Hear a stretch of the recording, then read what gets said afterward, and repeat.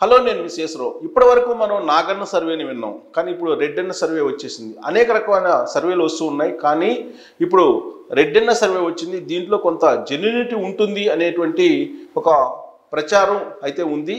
ఆయన చేసినటువంటి సర్వేలో ఉన్నటువంటి సారాంశం ఏంటి అనేది మనం విశ్లేషణ చేసుకునేటువంటి ప్రయత్నం చేద్దాం. ఆయన ఏం చెప్పారు అనేది.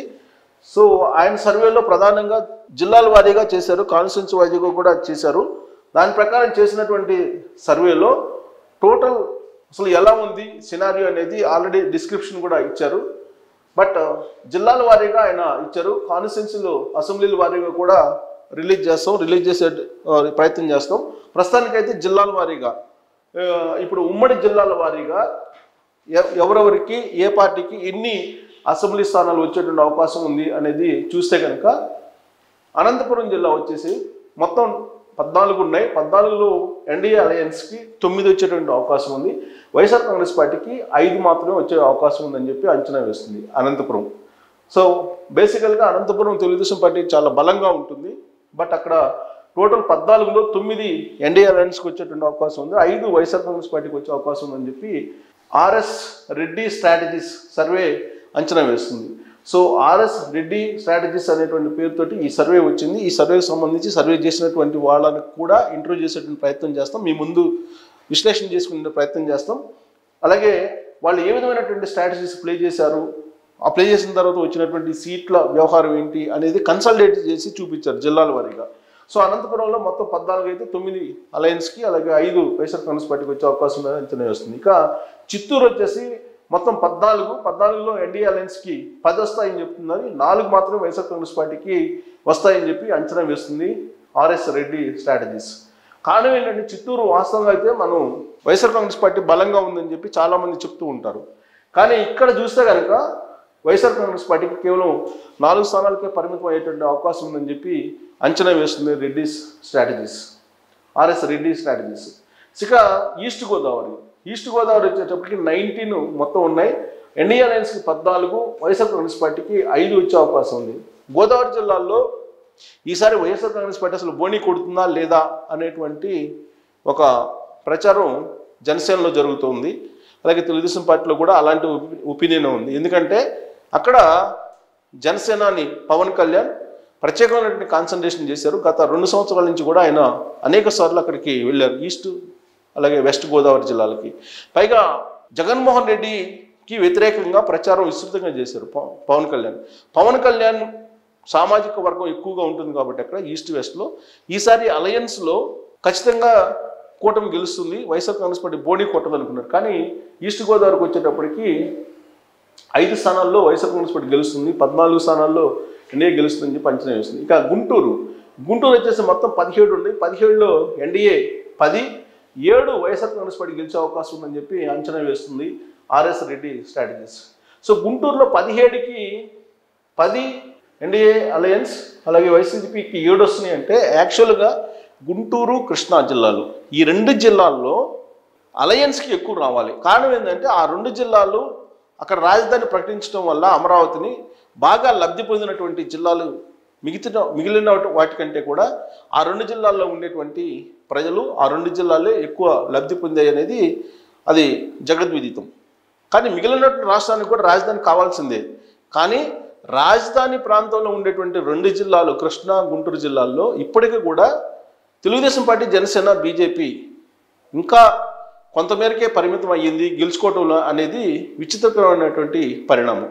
ఇప్పటికి కూడా వైఎస్ఆర్ కాంగ్రెస్ పార్టీకి 7 వస్తాయని చెప్పి ఆర్ఎస్ రెడ్డి స్ట్రాటజీస్ చెప్తుంది అని అంటే జగన్మోహన్ రెడ్డి 3 రాజధానులు అనేటువంటి కాన్సెప్ట్ మీద పూర్తిగా వ్యతిరేకత అక్కడ కూడా లేదా అనేది ఆలోచించాలి.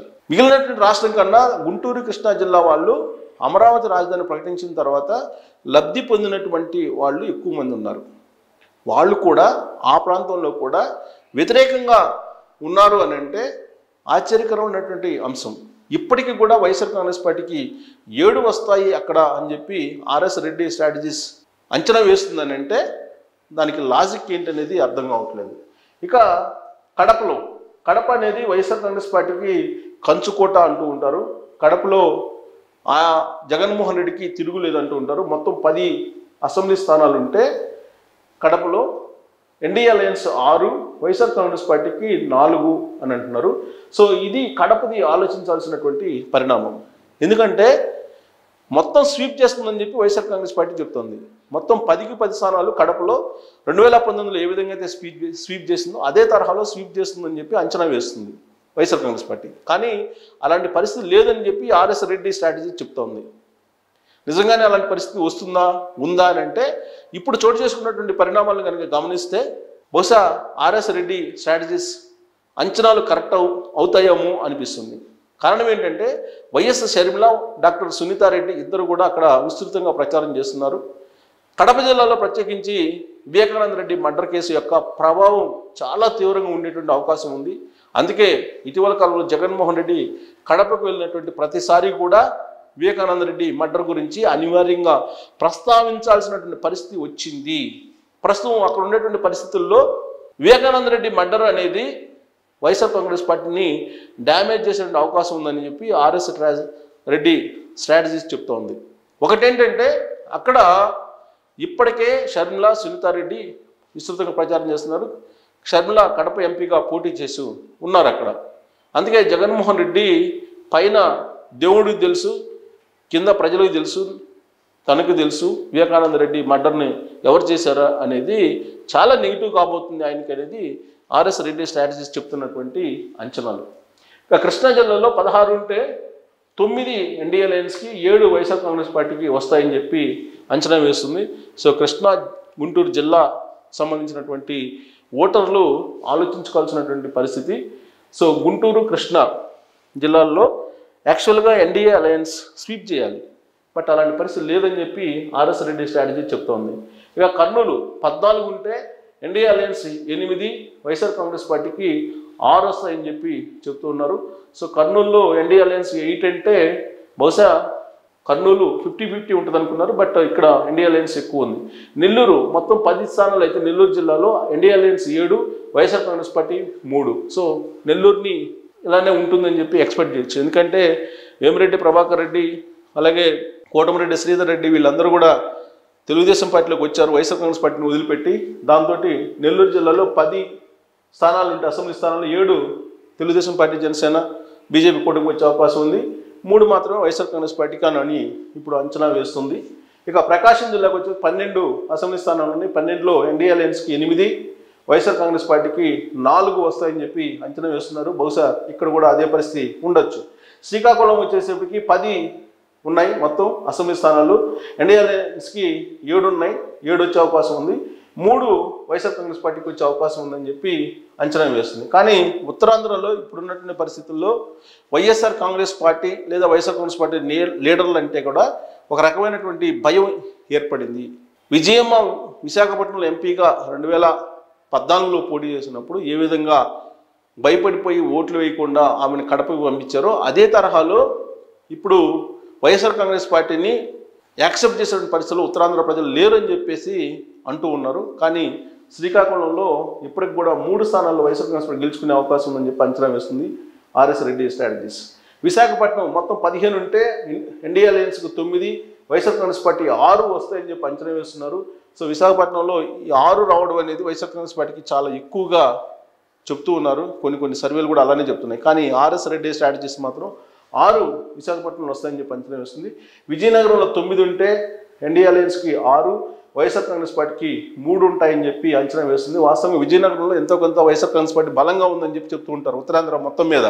కానీ ఇక్కడ ఆర్ఎస్ రెడ్డి స్ట్రాటజీస్ని చూస్తే కనుక 6 ఎన్డీఏ అలయన్స్కి 3 మాత్రం వైఎస్ఆర్ కాంగ్రెస్ పార్టీకి అంటున్నారు. సో వెస్ట్ గోదావరి, సో ఇక్కడ మొత్తం 15 ఉంటే ఎన్డీఏ అలయన్స్ 11, వైఎస్ఆర్ కాంగ్రెస్ పార్టీకి 4 వస్తాయని చెప్పి అంచనా వేస్తున్నారు. టోటల్గా 175 కాన్స్టిట్యున్సీలకు గాను 114 వస్తాయి ఎన్డీఏ అలయన్స్కి. అంటే TDP plus BJP plus JSP, Janasena, దీనికి 114 వస్తాయని చెప్పి అంచనా వేసింది ఈ సర్వే. వైసీపీకి 61 వస్తాయని చెప్పి అంచనా వేసింది. 61 హైయెస్ట్ 61 వస్తాయని చెప్పి ఆర్ఎస్ రెడ్డి స్ట్రాటజీస్ అంచనా వేయటం జరిగింది. 61 వస్తాయని చెప్పి అంచనా వేయటం జరిగింది. సో ఇది అసెంబ్లీ సెగ్మెంట్స్ వచ్చేటప్పటికి. ఇక లోక్సభకు వచ్చేటప్పటికి మొత్తం 25 ఉంటే కనుక ఎన్డీఏ అలయన్స్కి 20 వస్తాయి ఎంపీ స్థానాలు అన్నారు. వైఎస్ఆర్ కాంగ్రెస్ పార్టీకి 5 మాత్రమే వస్తే అవకాశం ఉంది. వైసీపీకి 5 లోక్సభ స్థానాలు మాత్రమే వచ్చే అవకాశం ఉంది. 20 ఇక్కడ అలయన్స్కి వచ్చేటువంటి ఛాన్సెస్ ఉన్నాయని చెప్పి అంచనా వేసింది.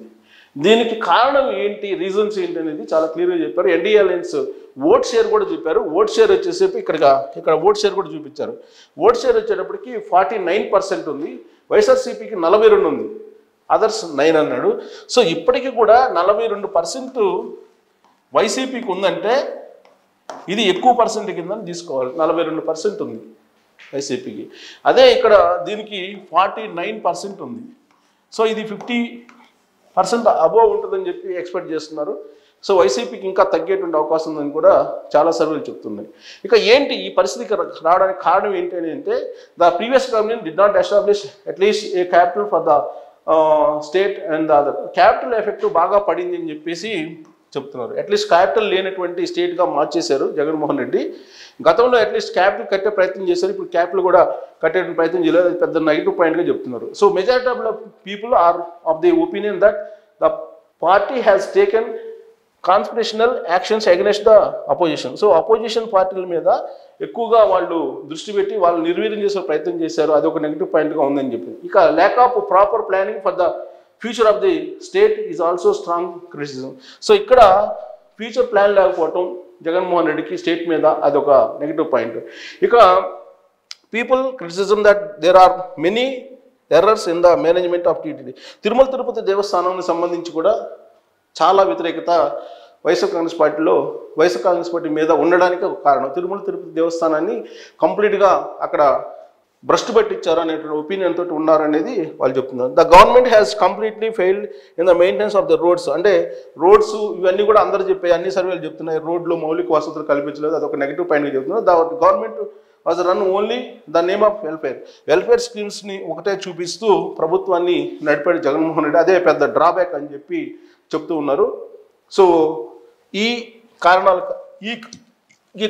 చేత ఈ 6 కారణాల చేత 6 కారణాల చేత వైఎస్ఆర్ కాంగ్రెస్ పార్టీ ఓడిపోయేటువంటి అవకాశం ఉంది. కేవలం 61 స్థానాలకు పరిమితమయ్యేటువంటి అవకాశం ఉంది అని చెప్పి చెప్తున్నారు. If the people analyse the above opinion is clear that the NDA alliance is taking steps towards the power. So NDA alliance పవర్లోకి వచ్చేటువంటి అవకాశం ఉంది అని చెప్పి చెప్తున్నారు.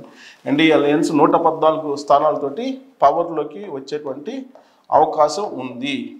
సో చంద్రబాబు నాయుడు సీఎం కాబోతున్నాడు, సిబిఎన్ సీఎం కాబోతున్నాడు అనేది చాలా క్లియర్గా అర్థమవుతుంది ఈ సర్వే ప్రకారం. సో ఇక్కడ ఆల్రెడీ డిస్క్లైమర్ కూడా ఇచ్చారు.